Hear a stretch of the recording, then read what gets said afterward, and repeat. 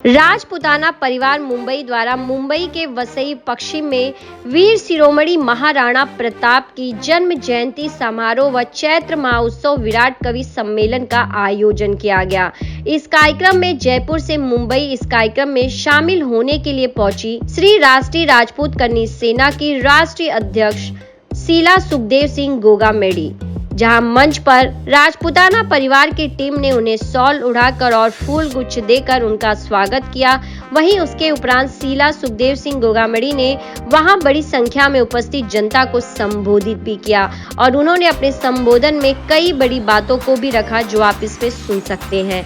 वहीं आपको बता दें, कवि सम्मेलन में कई कवि मौजूद रहे, जिन्होंने अपनी कविताओं के माध्यम से लोगों के समक्ष महाराणा प्रताप की वीर गाथा को रखा, जिसमें उत्तर प्रदेश के इटावा से राम भादवर, मध्य प्रदेश के पन्ना से राज बुदेल, केजूर बिहार से राज बिहारी पांडे, उत्तर प्रदेश के मिर्जापुर से डॉक्टर रोशनी, उत्तर प्रदेश के जौनपुर से रीमा संतोष सिंह उपस्थित रहे।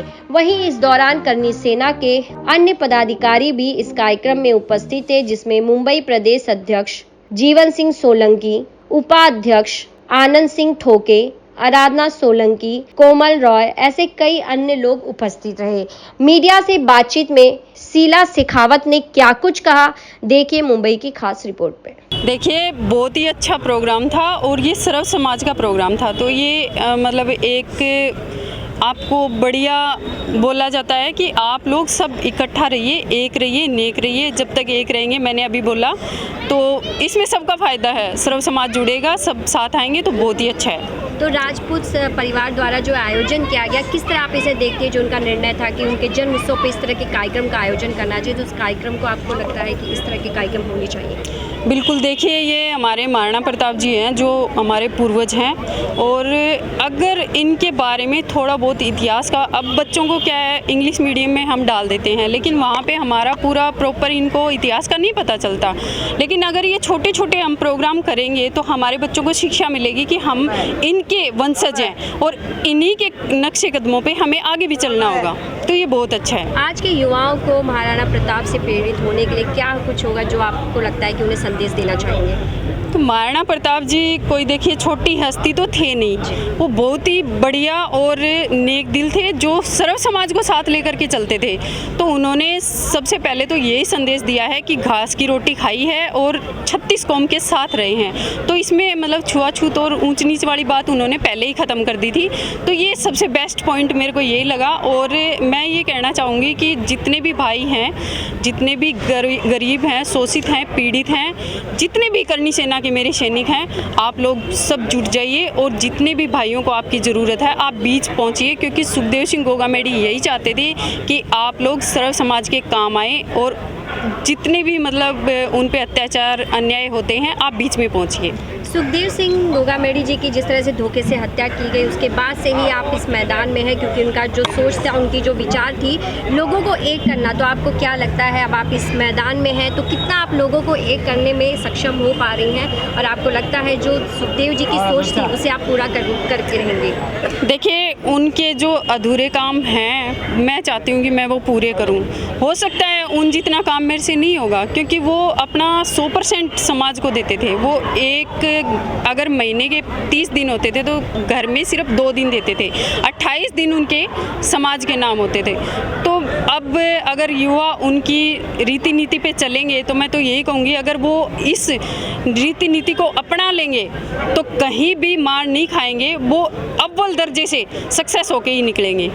आप मुंबई की धरती पर हैं और यहाँ 20 मई को वोटिंग होना है। चुनाव को लेकर आप क्या कहना चाहेंगे? जनता अगर अपना मतदान करती है तो किसे करना चाहिए? क्या उनकी बुद्धि होने चाहिए, और क्या लग रहा है कौन है जो सभी के हित में सोचता है, कौन बेहतर है? मैं तो ये कहूँगी कि सरकार कोई भी हो, चाहे कांग्रेस हो, चाहे बीजेपी हो, चाहे अन्य कोई भी हो, आप किसी को मत चुनो, आप सिर्फ उस आदमी को चुनो जो आपको चुनता है, जो आपकी सुनता है। अगर कोई आपकी सुने तो आप उसका साथ दो, अदरवाइज आप उसका साथ मत दो जो सिर्फ पार्टी का ही काम करे। क्योंकि जो वोट लेने के लिए आते हैं ना, वो 10 दिन 15 दिन जब आपका मतलब वोट लेने का टाइम होता है, वो वोट लेने के लिए आपके पास आते हैं, हाथ जोड़ेंगे, हाँ भाई हमारे को वोट दो, हम ये कर देंगे वो कर देंगे।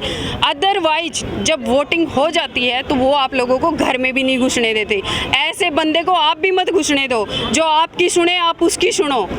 आप जनता के हित की बात करती हैं, उनके मुद्दों की बात करती हैं, तो करनी सेना अभी तक चुनावी मैदान में क्यों नहीं?